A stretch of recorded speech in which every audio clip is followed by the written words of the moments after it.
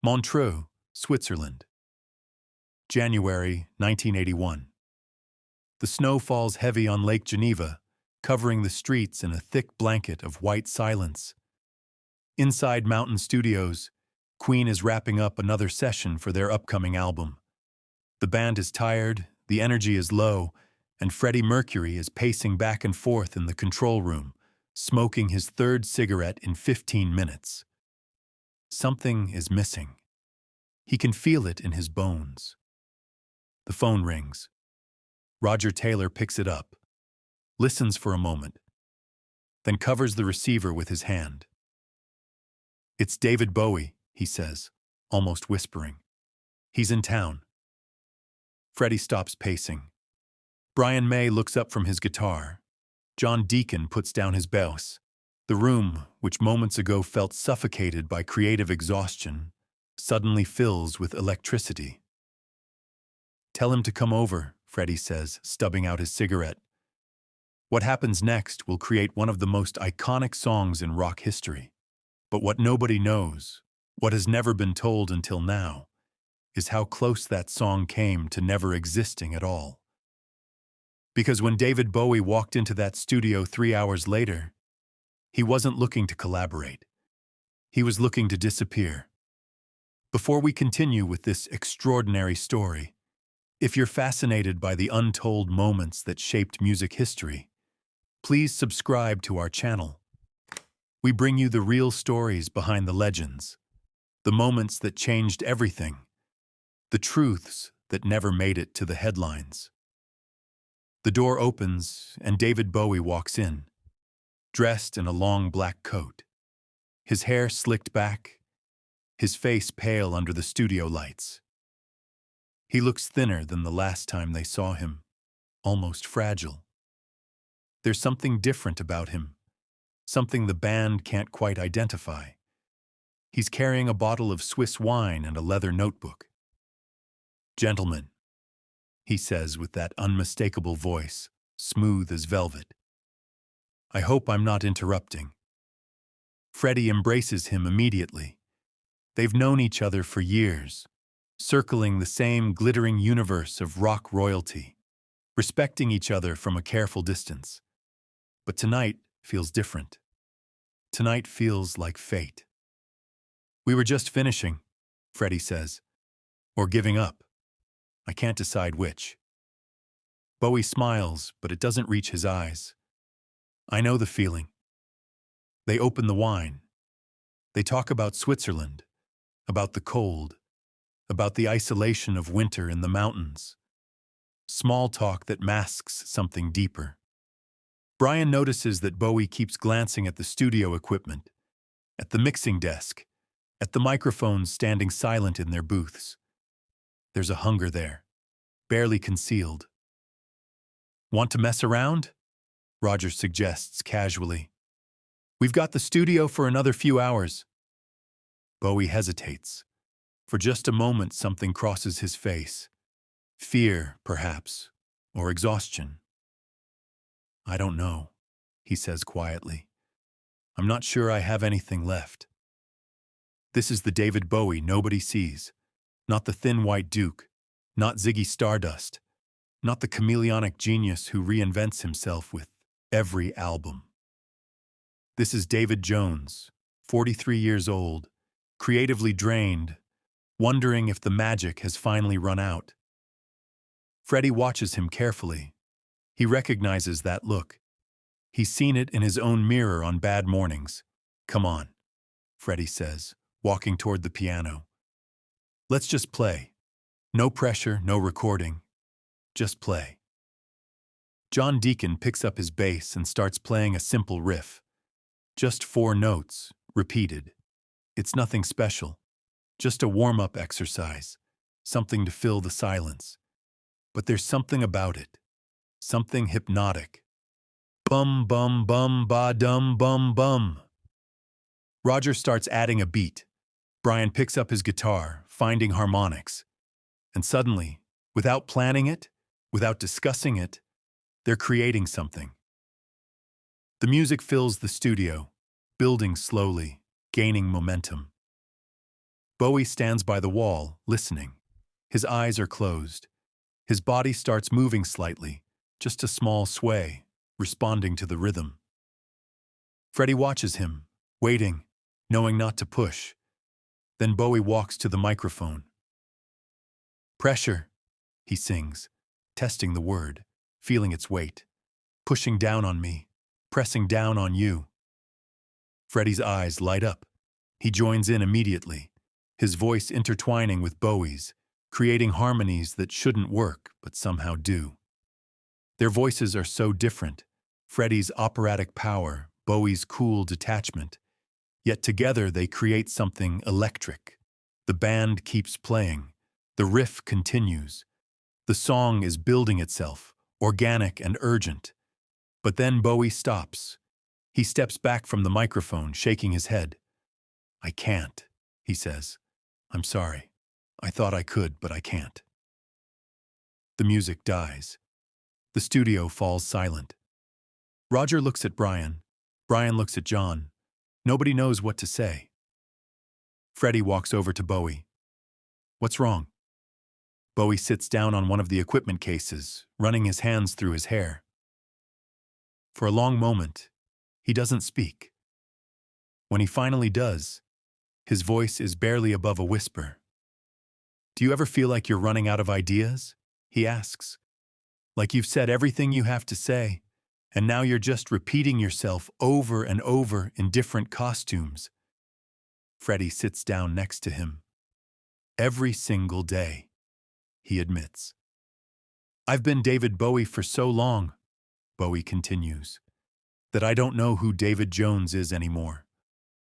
And I'm tired, Freddie. I'm so tired of performing, of being this thing that people expect. This is the moment nobody knows about. This is the conversation that almost ended the session, that almost killed Under Pressure before it could be born.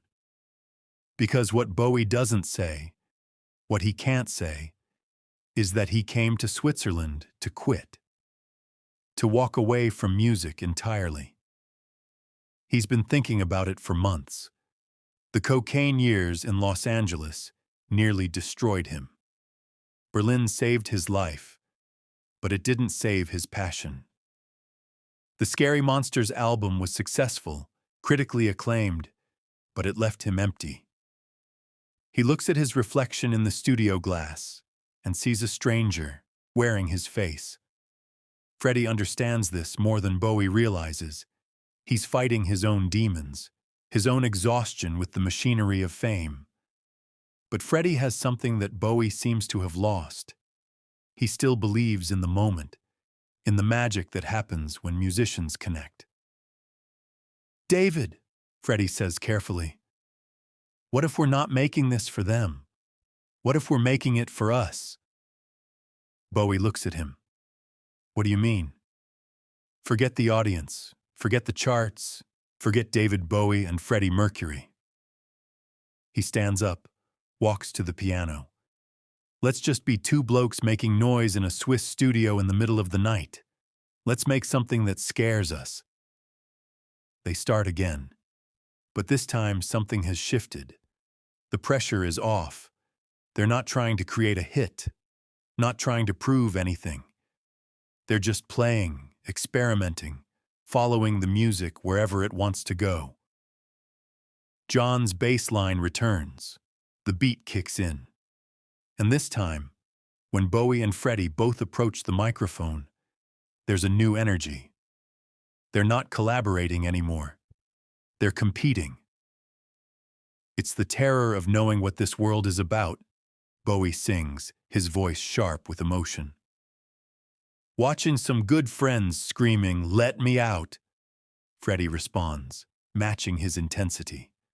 Their voices clash and merge, fighting for dominance. Brian later describes it as watching two heavyweight boxers in the ring, each trying to outlast the other. Roger's drumming becomes more aggressive, driving the song forward with relentless force. In the control booth, the tape is rolling. Nobody told them. The engineer made the decision on his own, sensing that something special was happening, that this moment needed to be captured. The song builds and builds. The pressure increases. And then comes the moment that will define the entire track. "Why?" Freddie screams into the microphone. "Why can't we give ourselves one more chance?" Bowie steps back, letting Freddie have the spotlight. And in that moment, something breaks open. All the exhaustion, all the doubt, all the fear. It pours out through Freddie's voice. He's not singing anymore. He's exorcising demons. "This is our last dance," Freddie sings, and everyone in the room knows he's not talking about the song anymore. He's talking about something deeper, something true. When the music finally stops, nobody moves, nobody speaks. The silence in the studio is profound, sacred almost. They've just created something, but they don't yet understand what it is. Bowie walks to the control booth and listens to the playback. His face is unreadable. He listens to the entire thing without comment, and when it's over, he turns to the band. "Again," he says. "We need to do it again. Better." And here's where the real story begins. Because what happens over the next 6 hours will nearly destroy the friendship between Bowie and Mercury, will push the band to the edge of collapse, and will result in one of the most intense creative battles in rock history. 3 in the morning. They've been at it for hours now, recording take after take. Bowie wants it tighter, cleaner, more controlled.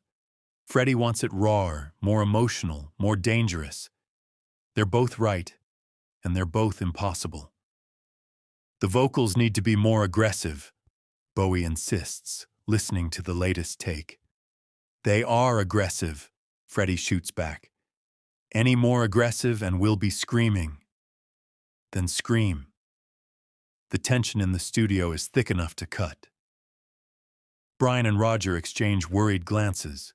They've seen Freddie angry before, but never like this. Never so close to walking out. "David," Freddie says, his voice tight with control. "This is my studio, my session.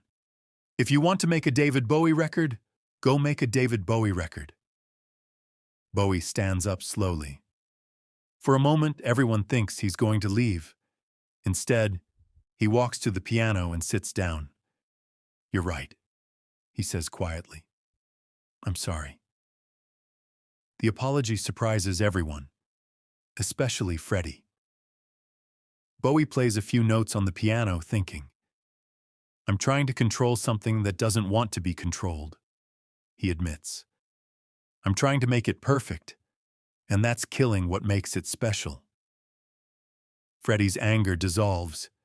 He sits down next to Bowie at the piano. "It's already special," he says. "We just need to trust it." They try again, and this time, they stop fighting the song and start serving it. The vocals become a conversation, two voices weaving around each other, supporting and challenging in equal measure. John's bass line pulses like a heartbeat. Roger's drums drive forward with barely contained fury. Brian's guitar adds layers of texture and pain. This is the take. They all know it. When it's over, they sit in silence, exhausted and exhilarated. But here's what the world doesn't know. The version of Under Pressure that becomes famous, the version that will be played millions of times over the next 4 decades, almost doesn't get released. Because 2 weeks after this session, Bowie calls Freddie and asks him not to put it on the album. "It's too personal," Bowie says over the phone. "It reveals too much." Freddie is stunned. "David, it's brilliant. People need to hear this." "I know. That's the problem." They argue for hours. Freddie threatens to release it without Bowie's name on it. Bowie threatens legal action. It's a mess. A complete disaster. The song that brought them together is now tearing them apart. What changes Bowie's mind is something that happens 3 weeks later. He's in New York, walking through Central Park, when he sees a young couple sitting on a bench. They're listening to a bootleg recording of Under Pressure on a portable cassette player. They don't know who he is. They're just listening, holding hands, crying quietly. Bowie stands there, hidden by trees, and watches them. The song ends, and the girl says to the boy, "It's like they're singing exactly what we're feeling, like someone finally understands." That night, Bowie calls Freddie. "Release it," he says. "You were right. It's bigger than us." Under Pressure is released in October 1981. It goes to #1 in the UK. It becomes one of the most iconic collaborations in rock history. The bass line becomes instantly recognizable. The vocals become legendary. But Bowie and Freddie don't perform it together again for years. Something happened in that studio, something intense and raw, and neither of them is quite ready to revisit it. They remain friends, but distant, respectful, but careful. In interviews, Bowie is always diplomatic about the song. "It was a spontaneous thing," he says, "magic in a bottle." But he never talks about what it cost him, what it revealed about him, how close he came to walking away from music entirely that night. Freddie is more open. "David saved that song," he tells a journalist in 1985, "and I think maybe that song saved David." The truth is somewhere in between. That night in Montreux, two exhausted geniuses found each other at exactly the right moment. They created something that neither could have made alone, something that required both of them to be vulnerable, to be honest, to drop their masks and just be human. Years later, after Freddie is gone, Bowie will perform Under Pressure at the Freddie Mercury tribute concert. He'll stand on that stage at Wembley Stadium, and when he gets to Freddie's parts, his voice will break.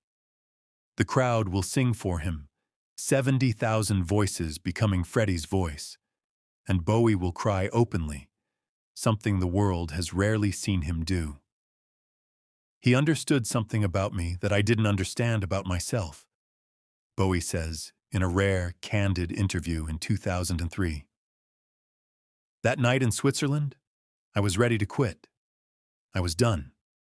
And Freddie, without knowing it, reminded me why I started making music in the first place. Not for fame, not for success, but for that moment when you connect with something true." The journalist asks what that moment was. Bowie is quiet for a long time. "Pressure," he finally says. "The pressure of being yourself when the whole world wants you to be someone else. The pressure of creating when you feel empty. The pressure of continuing when you want to stop. That's what the song is about. That's what we were both living through." The story doesn't end there. It never really ends. In 2016, just days before his death, Bowie makes a playlist of his favorite songs. Under Pressure is on it. He listens to it in his New York apartment, weak from cancer, knowing these are his final days. Iman finds him crying quietly as the song plays. "What's wrong?" she asks. "I'm remembering," he says. "I'm remembering when I almost gave up, when I almost let the pressure win." The song plays on. The bass line pulses. The voices intertwine, Bowie's and Freddie's, forever captured in that moment of perfect, painful honesty. "I'm glad I didn't," Bowie whispers. "I'm glad I stayed." 2 days later, on January 10th, 2016, David Bowie dies. The news breaks on January 11th. The world mourns. And on social media, on radio stations, in homes and cars and clubs around the globe, people play Under Pressure. They play it to remember. They play it to mourn. They play it to feel connected to something larger than themselves. Freddie has been gone since 1991. Bowie is now gone too. But that night in Montreux, that impossible, magical, almost didn't happen night, lives on. Two voices pushing against the pressure, refusing to break, creating something eternal from their mutual exhaustion. The final secret of Under Pressure is this. It's not a song about pressure. It's a song about what happens when you don't run from it. When you face it, embrace it. Let it flow through you and come out the other side as art. That night in Switzerland, David Bowie was dying. Not physically, not yet, but creatively, spiritually. He was drowning in the pressure of being David Bowie, and he couldn't see a way out. Freddie Mercury, fighting his own battles, his own pressure, reached out a hand in the darkness. They saved each other. And in saving each other, they created something that has saved countless others. Every person who has felt the terror of knowing what this world is about. Every person who has watched good friends screaming, "Let me out." Every person who has asked why we can't give ourselves one more chance. They all have this song. They all have that night in Montreux. They all have the moment when two legends dropped their masks and just became two human beings, making music, fighting the pressure, refusing to break. This is the story they never told. This is the session that almost never happened. This is the moment when David Bowie almost disappeared, and music almost lost one of its greatest voices. But he didn't disappear. He stayed. He fought. He created. And the world is infinitely richer for it.